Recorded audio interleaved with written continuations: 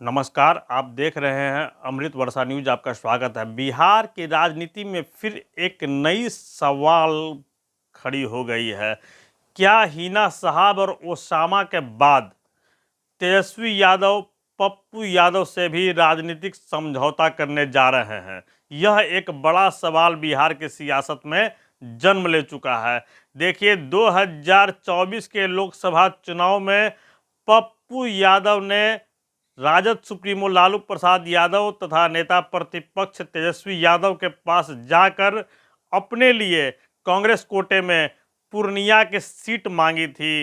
इतना ही नहीं, अगर राजद अपने टिकट पर भी चुनाव लड़ने के लिए कहती तो शायद पप्पू यादव को कोई परहेज नहीं होता।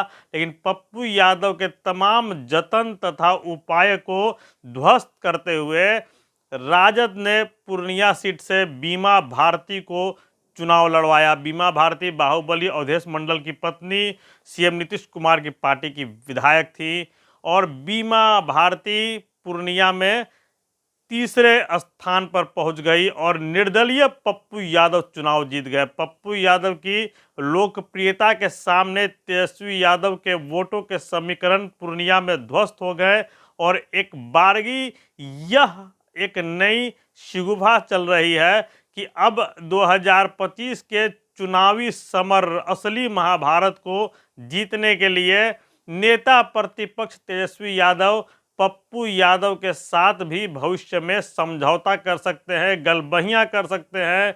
क्योंकि जिस प्रकार सिवान में हिना साहब ने निर्दलीय लड़कर राजद के वोट बैंक की धज्जियां उड़ा दी और राजद वहां तीसरे स्थान पर चली गई और नतीजा यह निकला कि लोकसभा चुनाव के उपरांत हार की मंथन समीक्षा की गई और हिना साहब तथा उनके पुत्र ओसामा साहब, दिवंगत सांसद, बाहुबली सांसद सिवान के थे शहाबुद्दीन, जिनकी पत्नी है हिना साहब तथा पुत्र हैं ओसामा, उन दोनों को पटना के 10 सर्कुलर रोड स्थित राबड़ी आवास में लालू यादव ने स्वयं पार्टी की सदस्यता दिलाई तथा बेहद गर्मजोशी के साथ तेजस्वी यादव तथा ओसामा साथ दिखे। इसके बाद यह कयास लगनी आरंभ हो गई है कि चूंकि 2025 का विधानसभा चुनाव तेजस्वी यादव के लिए पॉलिटिकल कैरियर के लिए बेहद महत्वपूर्ण है, किसी प्रकार के कील कांटे को रास्ते में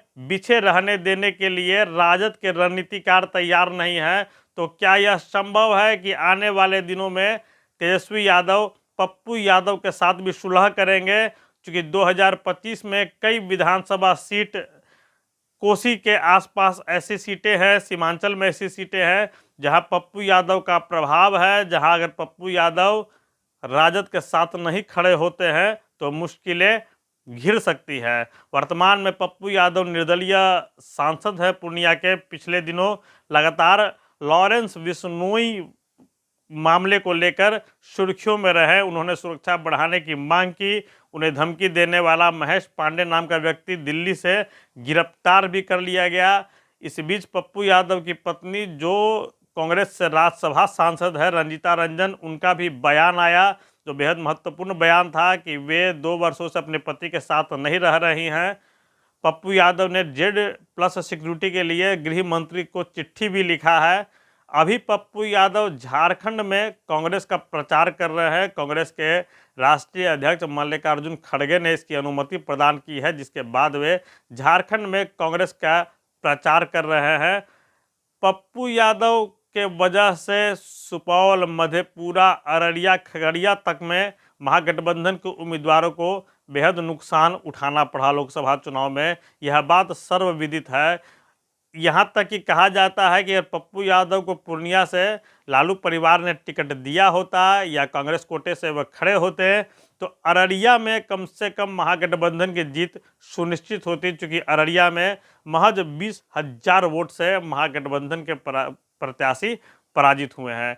ऐसी स्थिति में जब पप्पू यादव को लेकर इस प्रकार की बातें खड़ी हो गई हैं और 2025 का जो बैटल होगा, जो 2025 का विधानसभा चुनाव होगा, वह बहुत बेहद महत्वपूर्ण है। इस बार तेजस्वी यादव के सामने करो या मरो की स्थिति पैदा होगी, चूँकि विपक्ष में सर्वमान्य नेता बने रहने के लिए भी उन्हें हर हाल में सत्ता में आना पड़ेगा। और एक बड़ी लड़ाई है 2025, जिसमें छोटे छोटे तमाम कांटे जो रास्ते में हैं उन्हें उखाड़ फेंकने की जद्दोजहद चल रही है। तो जिस प्रकार हिना शहाब तथा ओसामा की घर वापसी कराई गई है, क्या उसी प्रकार पप्पू यादव की भी घर वापसी कराने के दिशा में आरजेडी के रणनीतिकार आगे बढ़ेंगे? देखिए, पप्पू यादव 2014 के लोकसभा चुनाव में आरजेडी के टिकट पर चुनाव जीते थे और एक मजबूत कमबैक राजनीति में उन्होंने हासिल की थी।